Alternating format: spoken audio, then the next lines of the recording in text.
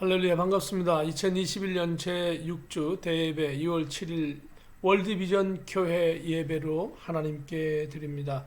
먼저 찬양 드리겠습니다. 오늘 찬양은 예수 안에 있는 나에게 미가엘 1938장입니다. 찬양 드리겠습니다. 예수 안에 있는 나에게 결코 정죄함 없네. 생명의 성령의 법이 해방하였네. 예수 안에 있는 나에게 결코 정죄함 없네. 생명의 성령의 법이 해방하였네. 예수 오직 예수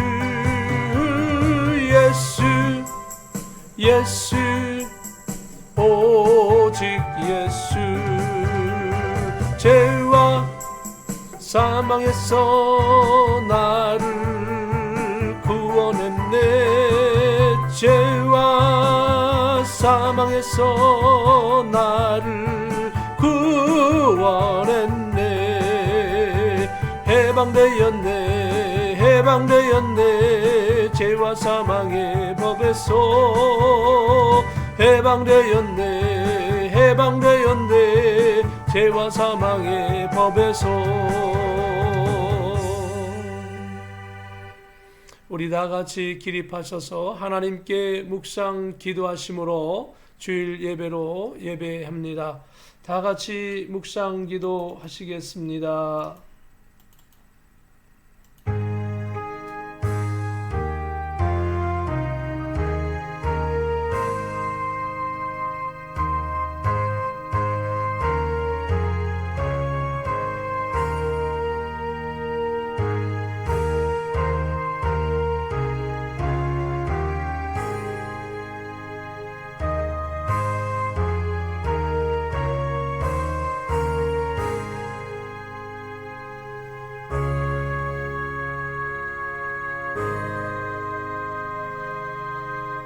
여호와는 나의 빛이요 나의 구원이시니 내가 누구를 두려워하리요.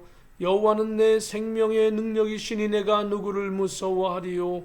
여호와께서 환난 날에 나를 그의 초막 속에 비밀히 지키시고 그의 장막 은밀한 곳에 나를 숨기시며 높은 바위 위에 두시리로다.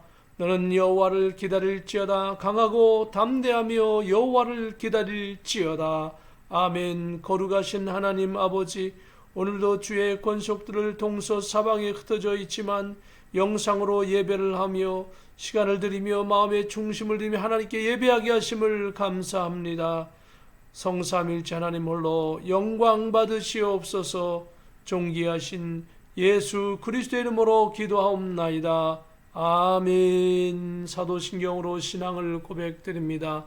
전능하사 천지를 만드신 하나님 아버지를 내가 믿사오며 그 외아들 우리 주 예수 그리스도를 믿사오니 이는 성령으로 잉태하사 동정녀 마리아에게 나시고 본디오 빌라도에게 고난을 받으사 십자가에 못 박혀 죽으시고 장사한 지 사흘 만에 죽은 자 가운데서 다시 살아나시며 하늘에 오르사 전능하신 하나님 우편에 앉아 계시다가 저리로서 산 자와 죽은 자를 심판하러 오시리라. 성령을 믿사오며 거룩한 공예와 성도가 서로 교통하는 것과 죄를 사하여 주시는 것과 몸이 다시 사는 것과 영원히 사는 것을 믿사옵나이다. 아멘. 찬송가 3장입니다. 찬양 성부 성자 성령께 찬양을 드리겠습니다. 성부 성자 성령께 찬송과 영광 돌려보내세. 태초로 지금까지 또 영원 무궁토록 성삼위께 영광.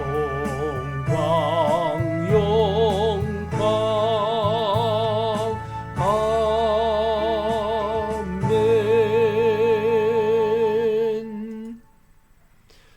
기도하시겠습니다. 광고의 말씀드립니다. 우리 옆에 분과 또 저를 보면서 할렐루야로 인사 나누시겠습니다. 할렐루야. 옆에 분하고도 인사 한번 나누시겠습니다. 할렐루야. 양육의 길 5과 응답받는 기도 제2강을 지난주에 했습니다. 이번 주에 3강을 하도록 준비를 할 텐데요. 이번 주에 조금 부담이 되면 그 다음 주로 넘어가도록 하겠습니다. 준비되는 대로 여러분께 광고의 말씀 카톡으로 보내드리겠습니다. 유튜브에 모든 예배신앙 올려져 있습니다. 유튜브에서 양정희 목사라고 검색하여 찾아보시면 모든 것을 볼 수 있습니다. 계속해서 조 바이든 새로운 대통령이 하나님을 두려워하고 올바른 신앙으로 서서 미국을 통치하고 전 세계 리더의 역할을 감당할 수 있도록 기도하십시다. 여러분, 코비드-19 백신 주사를 각 카운티별로 지금 계속 공급하고 있는데요. 빠른 시일 내에 잘 공급해서 모든 것이 안정화되도록 우리 하나님 앞에 기도하십시다. 어려움 속에 건강관리 잘 하시고 3월 중순경부터는 새로운 장소에서 예배하도록 그렇게 준비하고 있습니다. 기도해 주십시오. 통성으로 제가 합심하여 제가 기도하시고 제가 대표로 기도하겠습니다. 우리 짧지만 한 30초간만 하나님 앞에 우리 기도하기를 원합니다. 특별히 하나님 앞에 같이 기도하십시다. 거룩하신 하나님 은혜를 감사합니다. 이 미국을 도와주시고 대한민국을 도와주시고 월드비전 교회를 도와주시며 특별히 사랑하는 성도님들을 도와주시고 믿음으로 승리하게 하여 주시옵소서. 하나님이 이 예배를 통해 영광 받으시고 하나님 말씀 가운데 새로워지게 하여 주시옵소서. 주의 은혜로 믿음으로 승리하는 죄를 되게 하시옵소서. 오 하나님 영광 받으시옵소서. 거룩하신 하나님 은혜를 감사합니다. 오늘 주의 권속들이 하나님 앞에 찬양하며 감사하며 나가오니 하나님 홀로 영광 받으시옵소서. 그럼에도 불구하고 우리가 연약하고 부족할 때가 많았습니다. 우리의 죄악을 용서하시고 특별히 대한민국과 이 미국 땅에 있는 전 세계에 있는 하나님의 성도들이 마지막 시대의 사명을 잘 감당하지 못한 것을 용서하여 주시고 새로이 예수 그리스도의 힘을 얻어 다시금 이 사명을 감당하게 하여 주시옵소서. 미국의 조 바이든 대통령을, 한국의 문재인 대통령을, 그리고 하나님 모든 위정자들을, 그리고 하나님 그 참모진들을 붙잡아 주시오. 하나님께 회개하고 하나님을 두려워하고 하나님 앞에 무릎 꿇고 기도하며 나가는 귀한 지도자들, 대통령들 되게 하여 주시옵소서. 그리하여 하나님이여 대한민국이 신앙으로 회복되게 하시고 더욱더 부흥되게 하여 주시옵시며 이 미국 땅에 다시금 청교도의 신실한 신앙이 회복되게 하여 주시며 믿음으로 승리케 하시옵소서. 우리의 죄악과 우리의 허물을 예수 그리스도의 보혈의 피로 용서하시고 세임 주시어 그리스도의 은혜가 저희들에게 넘쳐나게 하시옵소서. 저희들을 불쌍히 보아주시어서 코비드-19으로 코로나19로 인하여 어려움을 당하는 하나님이여 우리 미국 땅에 대한민국 땅에 또 월드 비전 교회에 있는 성도들을 붙잡아 주시어서 다시금 모든 건강을 회복하게 하여 주시고 경제도 회복되어지고 정치도 많은 것들이 회복되어지되 특별히 신앙이 회복되게 하시며 믿음으로 승리케 하여 주시옵소서. 오늘 예배 시간은 말씀을 통하여 새로운 힘을 얻게 하시고 믿음으로 승리하는 죄를 되게 하시옵소서. 사랑하는 성도님들의 가정을 붙잡아 주시어서 영권, 인권, 물권을 회복하게 하여 주시고 저렇게 계획하는 모든 일이 주의 은혜 가운데 승리케 하옵소서. 존귀하신 예수 그리스도의 이름으로 감사하며 기도하옵나이다. 아멘.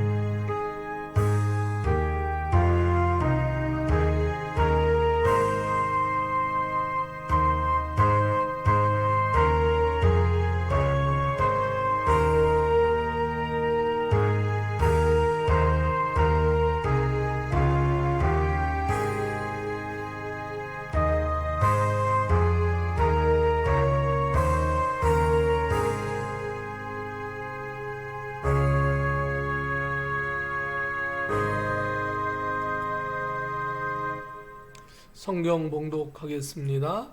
오늘 하나님의 말씀은 사도행전 18장 3절부터 5절부터 되겠습니다. 11절까지 말씀입니다. 사도행전 18장 5절의 말씀 봉독합니다. 실라와 디모데가 마게도냐로부터 내려오매 바울이 하나님의 말씀에 붙잡혀 유대인들에게는 예수는 그리스도라 밝히 증언하니 그들이 대적하여 비방하거늘 바울이 옷을 털면서 이르되 너희 피가 너희 머리로 돌아갈 것이요 나는 깨끗하니라 이후에는 이방인에게로 가리라 하고 거기서 옮겨 하나님을 경외하는 디도 유스도라 하는 사람의 집에 들어가니 그 집은 회당 옆이라.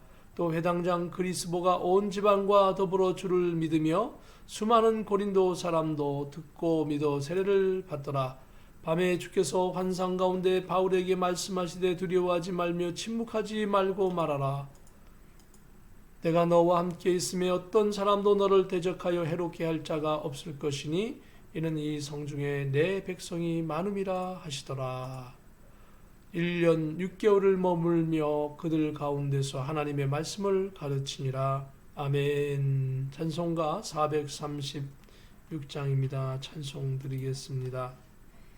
나 이제 주님의 세계 생명 얻은 몸. 이제 주님의 새 생명 얻은 몸 옛 것은 지나고 새 사람이로다. 그 생명 내 맘에 강같이 흐르고 그 사랑 내게서 해같이 빛난다. 영생을 맛보며 주 안에 살리라. 오늘도 내일도 주 함께 살리라. 주 안에 감추인 새 생명 얻으니 이전에 줬던 곳 이제는 값없다. 하늘의 은혜와 평화를 맛보니 찬송과 기도로 주 함께 살리라. 영생을 맛보며 주 안에 살리라. 오늘도 내일도 주 함께 살리라. 산천도 조목도 새 것이 되었고 죄인도 원수도 친구로 변한다. 새 생명 얻은 자 영생을 맛보니 주님을 모신 맘 새 하늘이로다.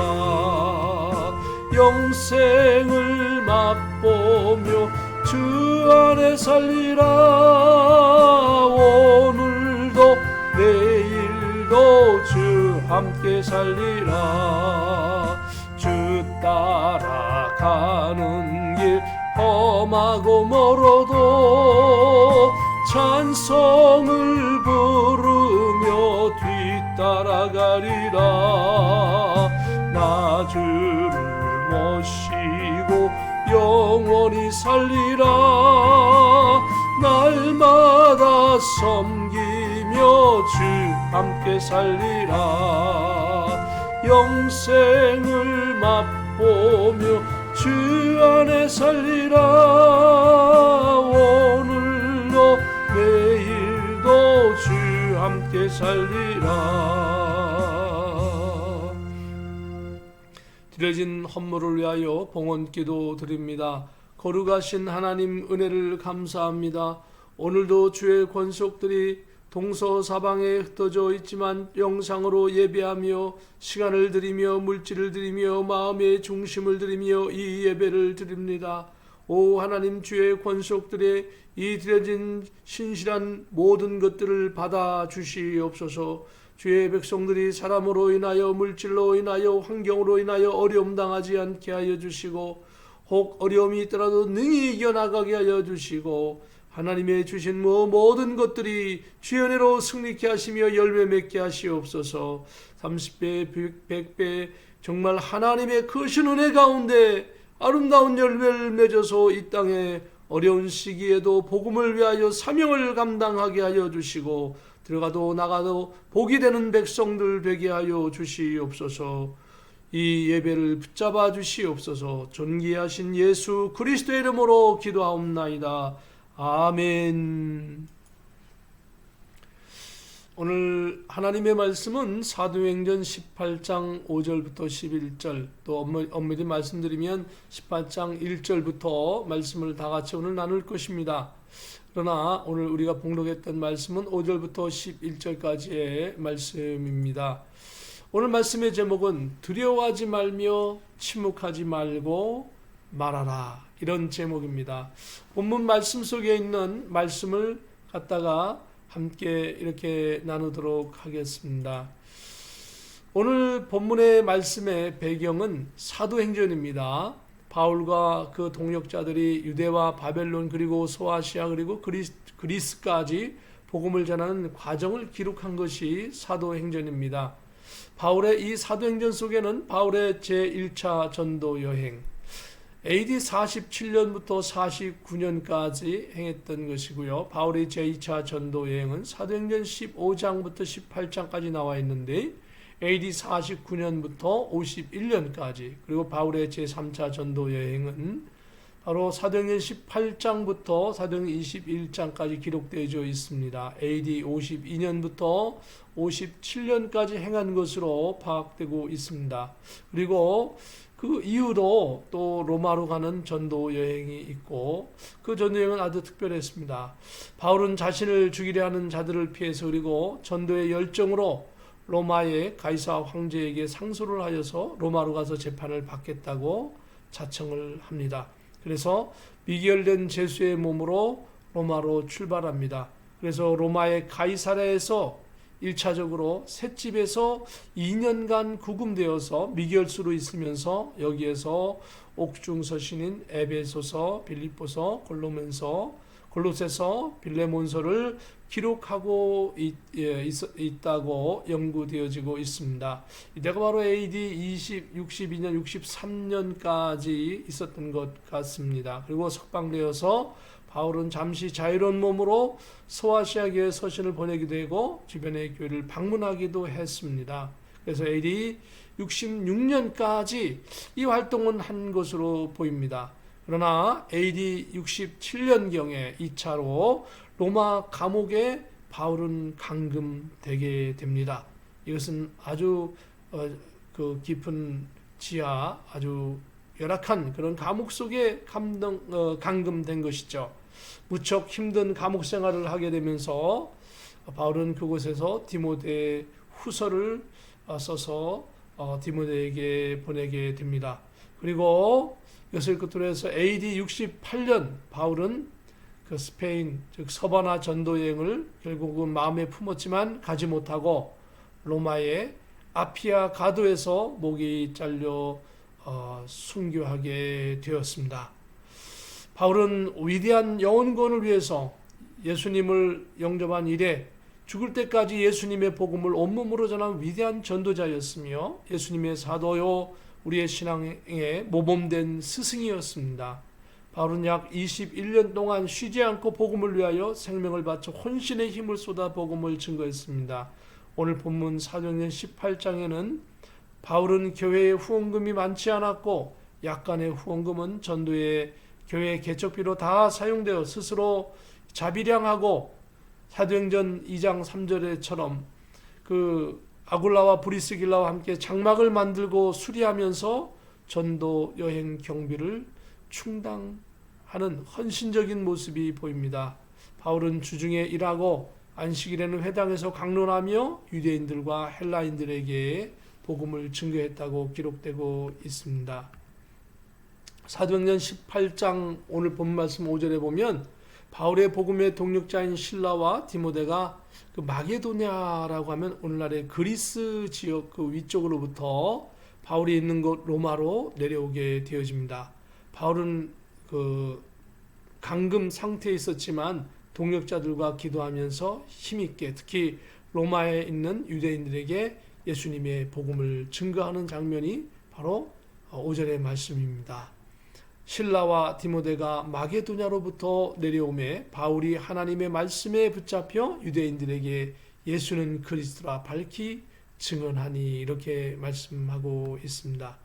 그리고 그때에 그들의 반응이 있었습니다. 바울에게 증거할 때에 그때에 유대인들은 그들이 대적하여 비방하거늘 바울이 옷을 털면서 이르되 너희 피가 너희 머리로 돌아갈 것이요 나는 깨끗하니라 이후에는 이방인에게로 가리라 하고 이렇게 말씀하고 있습니다. 사도행전 18장 6절에서 유대인들이 복음을 듣고 회개하고 예수님을 영접하기보다는 오히려 바울을 비방했습니다. 이러한 일들은 오늘날에도 계속되고 있습니다. 복음적으로 살려고 하고 예수님의 복음을 전하는 성도들이 어리석게 보이고 비방을 받을 때도 있습니다. 우리는 여기서 중요한 자기의 정체성을 회복해야 됨을 깨닫게 됩니다.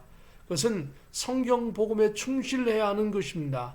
어려움을 당했을 때에 자기의 합리화를 하는 그러한 자기 도피적인 모습이 아닙니다.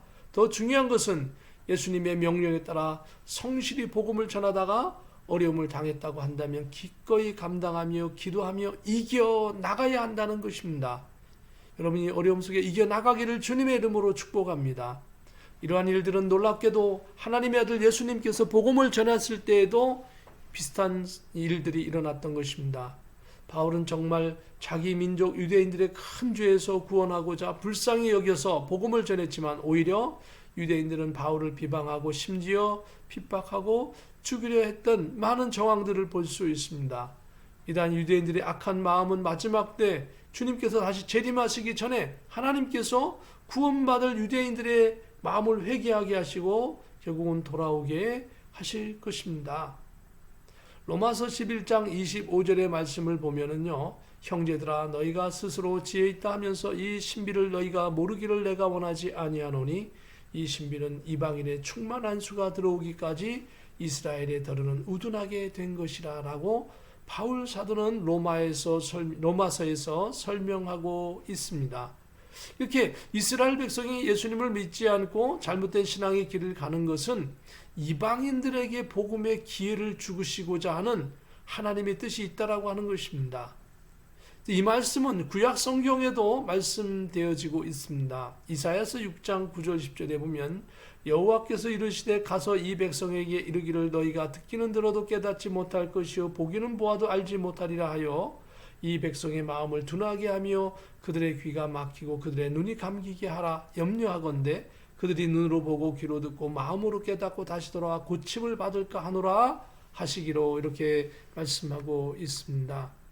바울 사도가 설교했던 것처럼 예수님께서 재림하여 오실 때에 이스라엘 백성 중에서 하나님께서 정하신 이스라엘의 백성들이 회개하고 예수님을 영접하고 돌아오게 될 것입니다.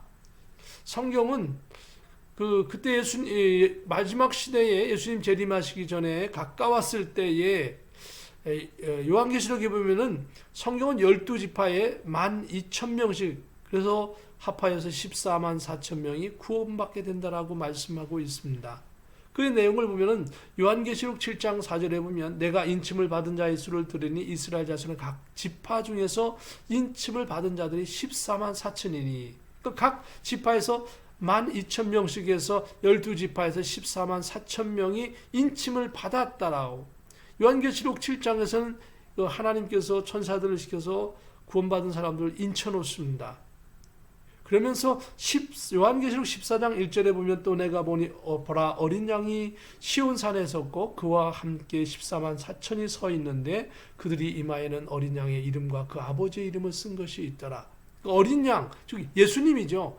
예수님과 함께 14만 4천 명이 서 있다라고 하는 것은 그들이 마지막 시대에 구원받는다라고 하는 거죠.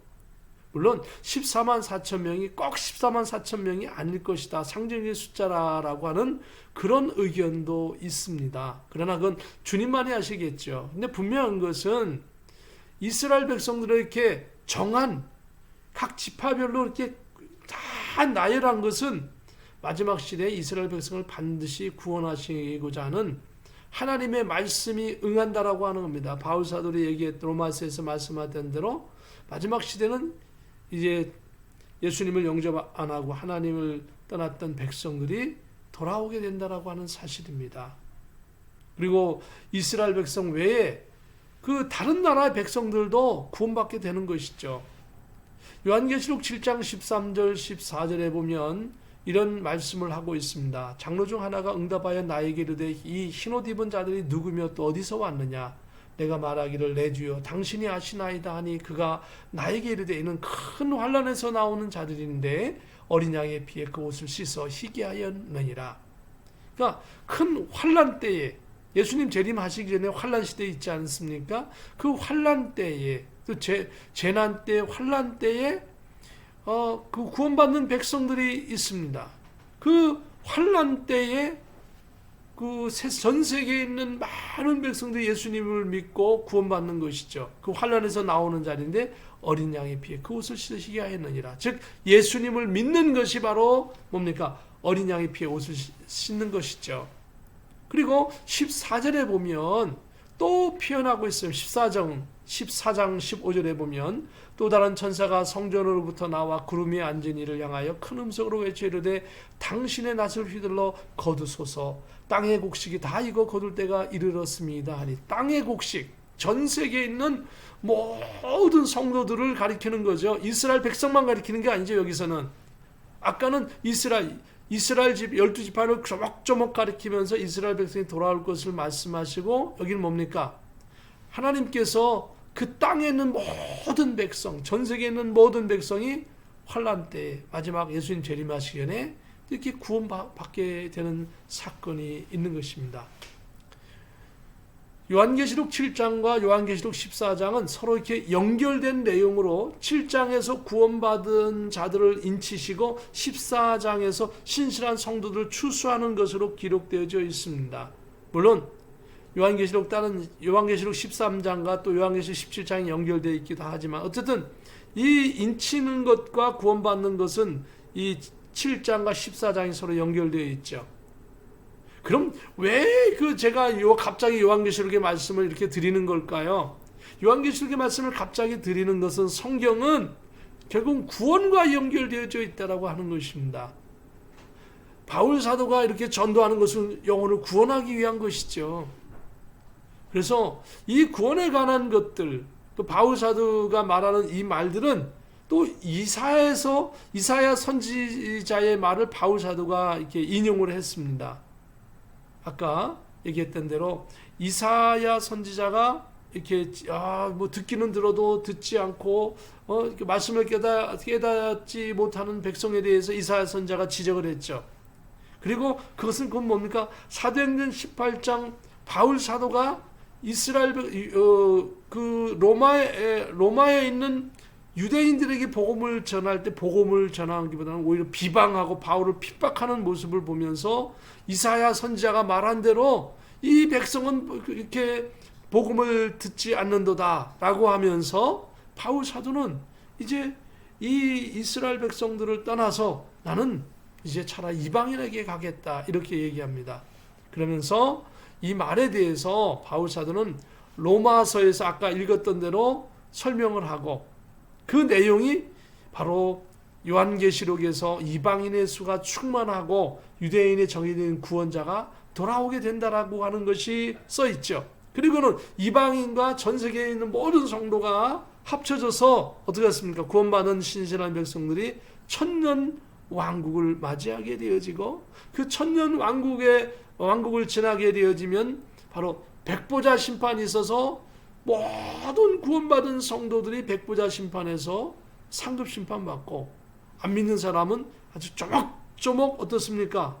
이제까지는 불의 심판으로 형벌의 장소에 대기했던 사람을 다 끄집어내서 조목조목 성도들은 상급을 주고 안 믿는 사람들은 하나님을 거부했던 사람들은 조목조목 아주 강한 아주 그 죄의 대가를 아주 강해서 아주 어마어마한 더 강한 심판을 영원 무궁토록 받는 심판을 받게 되어지는 겁니다. 이 백보자 심판에서.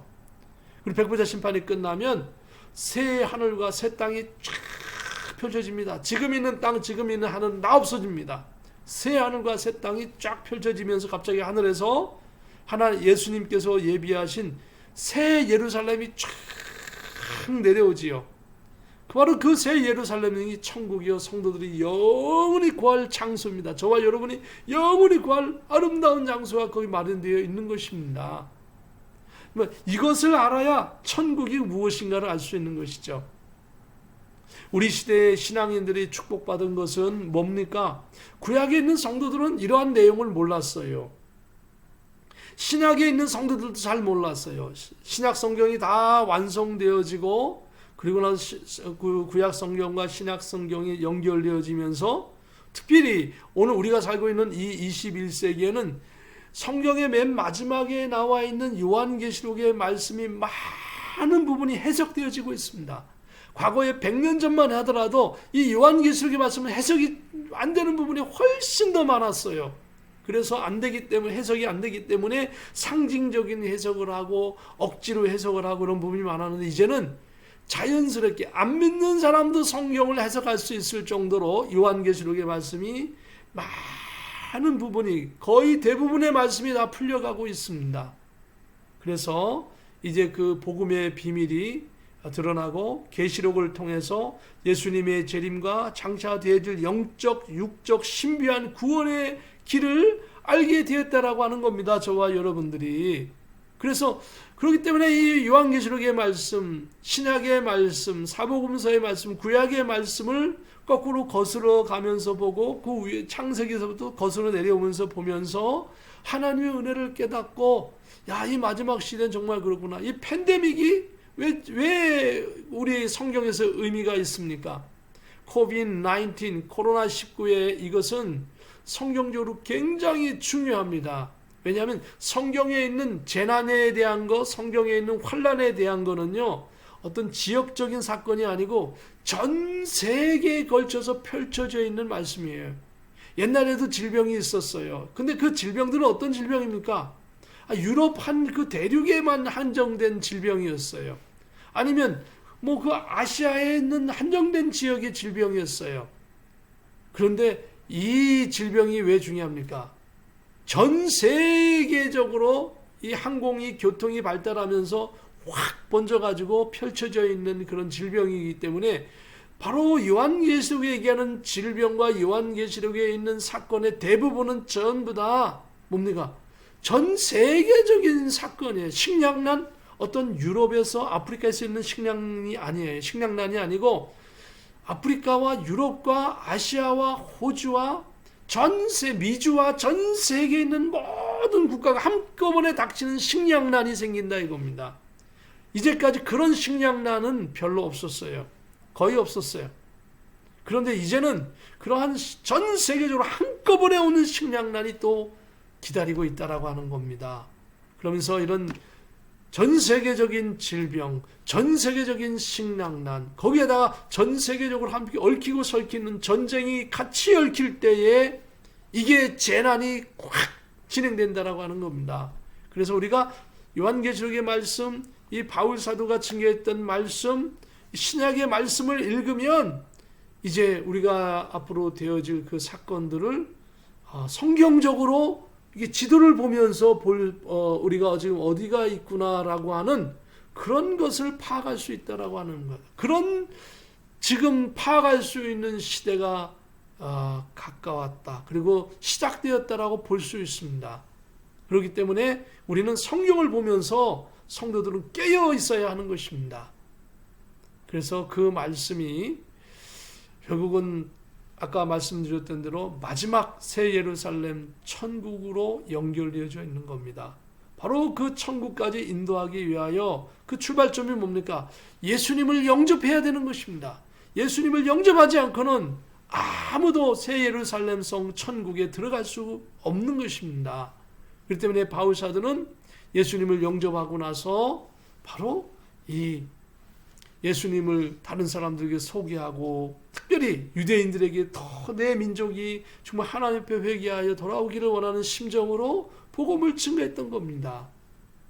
그러나 유대인들이 복음을 거부하기 때문에 이 안타까운 마음으로 정말 바울이 영적으로 깨어있는 그 바울, 예수님을 깊이 만났던 바울이 이 유대인들이 복음을 거부하고 오히려 거부하는 것을 멈추지 않고 바울을 비방하고 핍박할 때에 바울의 마음은 너무도 아팠고 또 한편은 두렵기도 했고 괴로웠고 실망하는 마음도 있었던 것입니다.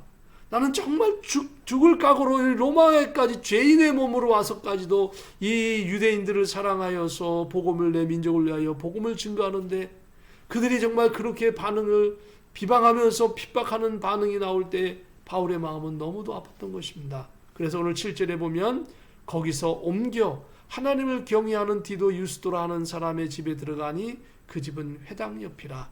그래서 바울은 이런 저러한 이유로 인하여서 특히 유대인들이 복음을 거부하고 비방하는 그런 것들을 계기로 하여서 이제 거처를 옮기게 되어집니다. 그 거처를 옮기는데 디도 유스도라 하는 사람의 집에 이제 옮기게 되어집니다. 그런데 마침 디도 유스도라는 이 사람의 집이 어디 있었냐면 바로 회당 옆에 있었던 것입니다.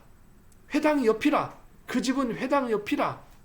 또 회당장 그리스도바가 온 집안과 더불어 주를 믿으며 수많은 고린도 사람도 듣고 믿어 세례를 받더라. 그리고 바울의 실망한 가운데 특별한 사건이 생긴 것입니다. 어떤 사건이 벌어진 것입니까? 많은 유대인들이 바울을 비방하고 핍박의 수준에 이르자 바울은 너무도 실망한 나머지 이제부터는 유대인이 아닌 이방인들에게 복음을 전할 것이며 이것은 하나님께서 유대인의 마음을 강팍하게 하셔서 이방인의 구원의 숫자를 채우기 위한 방편임을 바울은 깨닫게 되었던 것이죠. 그럼에도 불구하고 바울은 안타까웠습니다. 또한 실망하였을 것입니다. 그러나 하나님께서는 바울의 그러한 거룩한 복음에 대한 열정 속에 느껴지는 안타까움과 실망을 하나님께서 하셨습니다. 그리고 바울은 그 실망 속에서 디도 유스도의 집에 이사를 했고 그러는 가운데서도 바울은 복음을 전했습니다. 그럴 때 하나님은 기적을 베풀어 주셨습니다. 그것은 디도 유스도의 집이 회당 옆에 있었고 그렇기 때문에 바울은 회당을 더 자주 방문할 수 있었을 것입니다. 쉽게 방문할 수 있었을 것입니다. 그리고 자주 갈 수 있었을 것입니다. 비록 대다수 많은 유대인들이 복음을 거부하고 핍박을 하였지만 유대인의 가장 신앙의 중심지였던 회당의 회당장이었던 그리스보가 예수님을 영접하고 뿐만 아니라 그 가족들과 연결된 집안 모든 사람들이 예수님을 믿게 된 것입니다. 대부분의 유대인들은 안 믿었지만 유대인의 모임의 공동체였던 회당, 그 회당을 관리하는 회당장, 그 사람이 예수님을 믿고 그 가족까지 전부 다 예수님을 믿게 되는 그런 기적적인 사건이 일어난 겁니다. 이러한 일은 고린도 지역에 다 알려졌습니다. 야, 그 회당장이라면 유대인을 대표하는 사람인데, 그리고 회당을 관리하는 회당장인데, 그 사람이 자기 모든 가족이 다 하나님을 믿는다면 이거 특별한 이유가 있을 것이다 하고 고린도 사람들이 오히려 유대인은 안 믿었는데 고린도 사람들이 이방인들이 그 회당장의 그 사람의 신앙의 모습을 보고 예수님을 막근에 영접하는 마음의 문이 활짝 열렸던 것입니다. 그리고 수많은 고린도 사람들이 예수님을 믿고 세례를 받게 된 것입니다. 하나님께서는 복음의 열정을 가지고 사역을 했던 바울의 사역에 열매를 맺게 해주셨습니다. 비록 바울이 의도한 대로 되지는 않았습니다. 바울의 의도는 유대인들에게 복음을 증거하고 민족이 주님 앞에 돌아오는 것이었습니다. 그러나 하나님께서는 회당장과 그 집안 전체를 예수님 믿게 하고 이방인 고린도의 많은 사람들에게 예수님을 믿게 하시는 하나님의 놀라운 역사는 바울에게 그리고 우리들에게 많은 깨달음을 주게 되는 것입니다. 우리가 복음에 성실하고 충실할 때 하나님께서 인간의 방법이 아닌 하나님의 방법으로 역사를 하셔서 구원의 역사를 이루게 하시는 것입니다. 주님의 일에 실망하지 말고 열심을 내서 기도하며 승리하는 그런 우리의 신앙생활이 되기를 주님의 이름으로 축복합니다. 사도행전 18장 9절에 보면 이 일이 있고 난 후에 밤에 주께서 환상 가운데 바울에게 말씀하시되 두려워하지 말며 침묵하지 말고 말하라. 바울이 유대인들에게 복음을 증거할 때 그들이 막 비방했다라고 하는 그 속에는 뭐 바울을 비방하고 공격을 한 것이죠. 막 겁을 준 것이죠, 때로는. 그러니까 바울이 어떻습니까? 두려워하고 움츠려들고 사람이기 때문에 그럴 수밖에 없죠. 또 특히나 같은 민족이 그럴 때 얼마나 두려웠겠습니까? 그러니까 바울은 이거 강하게 말할 것도 강하게 말하지 못하고 천천히 얘기하고, 그리고 복음을 증거하려고도 움츠려서 복음을 증거하지 못하고 막 그러한 바울이었는데, 하나님께서 하나님의 방법으로 유대인들은 복음을 거부했지만 회당장 그리스도가 예수님을 믿고 그 집안이 다 예수님을 믿고, 그리고 주변에 많은 사람이 고린도 사람이 예수님을 믿게 하시는 기적을 베풀어 주시면서 기도할 때 밤에 환상 가운데 예수님께서 나타나셨습니다. 그리고는 바울에게 말씀하시는 것이죠. 그 말씀하시는 게 뭡니까? 두려워하지 말라라고 하는 겁니다. 두려워하지 말라. 사람들이 그렇게 할지라도 두려워하지 말라. 유대인을 두려워하지 말라. 그들의 비방을, 그들의 겁박 주는 걸 두려워하지 말라. 그리고 뭡니까? 침묵하지 말라. 네가 복음에 입을 닫고 그들에게 복음을 증거하는 것 멈추지 말아라. 네가 그들이 안 들을지라도 복음을 증거하고, 그러다면 옆에 있는 사람이 복음을 받아들이고, 그럴 때 고린도 사람들이 다 복음을 받아들이지 않겠냐? 고린도 사람들에게도 담대히 복음을 증거하라. 침묵하지 말라. 그러면서 세 번째, 말하라. 뭡니까? 말하라는 게 뭡니까? 복음을 전하라라고 하는 거죠. 침묵을 깨고 복음을 전하라. 사랑하는 성도 여러분, 우리들도 복음을 전하다가 어려움을 당하고 곤란을 당할 때 이 말씀을 통하여 위로받고 새 힘을 얻기를 예수님의 이름으로 축복합니다. 주님의 일을 하다가 조금 힘든 일을 당할 때에, 신앙생활을 하다가 조금 실망하고 낙담 당하는 일을 할 때 두려워하지 마세요. 때로는 같은 민족에게 또는 같은 신앙인들에게도 실망당할 수 있어요. 두려워하지 마세요. 사람이기 때문에 불완전한 거예요. 사람이기 때문에 실수가 있는 거예요. 사람이기 때문에 그럴 수 있어요. 죄인이기 때문에. 특히 복음을 거부하는 사람들은 비방까지 하고 겁박도 주는 것이죠. 두려워하지 말아라. 어떤 상황 속에서도 두려워하지 마시기를 주님의 이름으로 축복합니다. 사도행전 18장 10절에 보면 내가 너와 함께 있음에 어떤 사람도 너를 대적하여 해롭게 할 자가 없을 것이니 이는 이성 중에 내 백성이 많음이니라 하시더라 라고 말씀하고 있습니다. 유대인들이 복음을 거부하고 바울을 핍박하였기 때문에 바울은 두려웠습니다. 그리고 복음을 과연 계속 여기서 전해야 하는가 하는 의구심이 들었을 것입니다. 그런 바울에게 오늘 다시 한번 강조하고 있는 겁니다. 하나님께서 바울과 함께 하신다고 하셨습니다. 그 하나님이 오늘 여러분과 함께하고 계십니다. 여러분과 함께 지금 계십니다. 여러분을 돕고 계십니다. 그리고 이 두 번째는 뭐라고 얘기하고 있습니까? 어떤 사람도 바울을 대적하지 못하게 하실 것이라고 하나님께서 보증해 주셨습니다. 여러분을 하나님께서 보호해 주신다고 약속하고 계십니다. 여러분을 하나님이 보호하고 계십니다. 여러분 하실 건 뭡니까? 주님을 찾으세요. 주님을 부르짖으세요. 주님의 이름으로 기도하세요. 오 하나님 아버지 도와주세요. 하나님 인도해 주세요. 나를 용서해 주세요. 나를 새롭게 하세요. 나에게 새 힘을 주세요. 라고 기도하며 승리하기를 주님의 이름으로 축복합니다. 하나님 도와주십니다.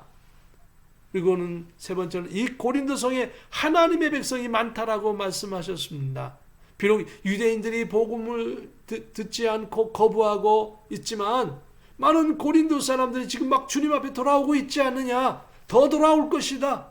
네가 생각했던 것보다 훨씬 많은 고린도인들이 주님 앞에 돌아올 것이다. 그리고 드문드문 좀 작지만은 유대인도 돌아오지 않습니까? 드문드문. 그러니까 고린도성에 하나님의 백성이 많다라고 하셨습니다. 인간의 눈에는 아직 많은 사람이 주께 안 돌아왔으니까 적은 것 같지만 하나님께서 시간이 갈수록 돌아오게 하셔서 많게 하실 것입니다. 사랑하는 성도 여러분, 여러분의 하나님께 받을 축복이 아주 많습니다. 하나님 여러분을 많이 축복하셨습니다. 여러분 승리하십니다. 주님의 이름으로 승리하게 하실 것입니다. 두려워하지 마세요. 하나님 우리와 함께하고 계심을 믿고 오늘도 주의 이름으로 승리하는 저와 여러분 되기를 원합니다. 사도행전 마지막 18장 11절에는 1년 6개월을 머물며 그들 가운데서 하나님의 말씀을 가르치니라 라고 말씀하고 있습니다. 바울이 두려워하고 실망한 가운데 하나님께서 바울의 마음을 붙잡아 주셔서 바울은 두려움이 없어졌고 담대해졌고 많은 복음의 열매를 맺는 것을 보면서 이 지역에서 무려 1년 6개월을 머물며 새로 예수님을 영접한 많은 사람들에게 하나님의 말씀을 가르치며 이들의 신앙을 강건하게 하였습니다. 하나님은 오늘도 우리의 형편과 처지를 아시고 인간의 방법이 아닌 하나님의 방법으로 우리를 이끄시고 지도하셔서 주님의 위대한 복음의 사역을 이루시고 성도 여러분들을 축복하십니다. 이번 주간도 주님의 이름으로 승리하시기를 축복합니다. 주님이 이 한 주간 여러분을 붙잡고 계시고 여러분과 함께 하셔서 열매 맺고 축복받아 살게 하실 것입니다. 기도하겠습니다. 거룩하신 하나님 은혜를 감사합니다. 바울을 향하여, 두려워하는 바울을 향하여, 절망하는 바울을 향하여 두려워하지 말라라고 말씀하시며 멈추지 말라라고 하시면서 복음을 증거하라고 했습니다. 아무도 바울을 해할 자가 없다고 하셨습니다. 오늘 주의 건석들이 예배를 하며 코비드-19로 인하여 어려움을 당하고 주변 환경으로 인하여 실망하지 않도록 도와주옵소서. 하나님, 결코 코비드-19도 어떠한 것도 주의 백성들을 흔들지 못하며 쓰러뜨리지 못하게 하시고 오히려 더 복음을 증거하게 하시고 하나님의 복음이 왕성하며 말세의 지말에 예수님이 재림할 것을 더욱더 깨우쳐 나가는 귀한 계기가 되게 하여 주시어서 교회마다 예수님의 재림을 준비하고 또 교회마다 신앙을 깨어서 나가게 하셔서 더욱더 헌신된 충성된 생활로 바울이 응답받았던 것처럼 바울의 사역에 힘을 얻었던 것처럼 주의 건속들에게도 전화위복이 되게 하시고 믿음으로 승리하여 나가게 하여 주시옵소서. 존귀하신 예수 그리스도의 이름으로 감사하며 기도하옵나이다. 아멘. 우리 다 같이 기립하셔서 찬송가 595장입니다. 나 맡은 본분을 찬양 드리겠습니다.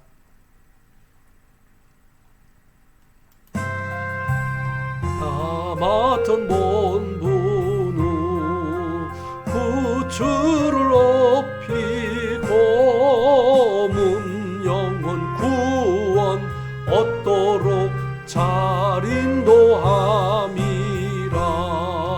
부르심 받들어 내 형제 섬기며 구주의 뜻을 따라서 내 정성 다하리. 앞에 모든이 잘 행케 하시고 이후에 주를 배울 때 상 받게 하소서. 나 항상 깨었소 늘 기도드리며 내 믿음 변치 않도록 날 도와주소서.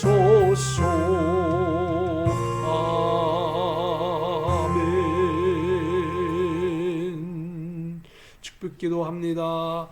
지금은 우리 주 예수 그리스도의 크신 은혜와 하나님의 참 평강과 성령님의 감동감화 역사 교통내주 인도하심이 오늘도 영원 묵도록 모든 성도들에게 이나라 이민족의 우리 월드비전 교회 위에 함께 계실지어다. 아멘.